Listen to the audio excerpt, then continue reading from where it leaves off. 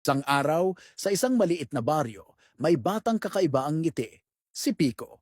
Pero hindi lang ngiti niya ang kakaiba, dahil si Pico ay may pakpak. Oo, totoo.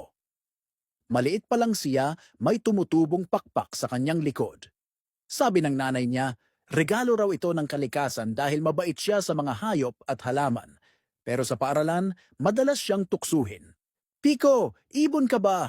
Lipad ka na lang papuntang langit. Sigaw ni Toto habang nagtatawanan ng iba. Pero si Pico hindi nagalit. Sa halip, ngumiti lang siya at tahimik na naglakad pa uwi. Kinagabihan, may dumating na malakas na bagyo.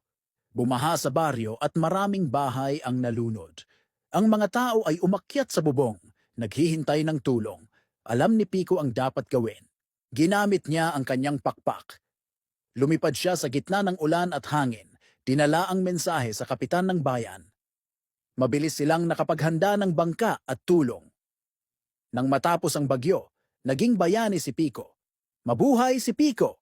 Sigaw ng lahat. At si Toto, humingi ng tawad at niyakap si Pico. Simula noon, hindi na siya tinawag na Pico ang ibon, kundi Pico ang batang bayani na may pakpak.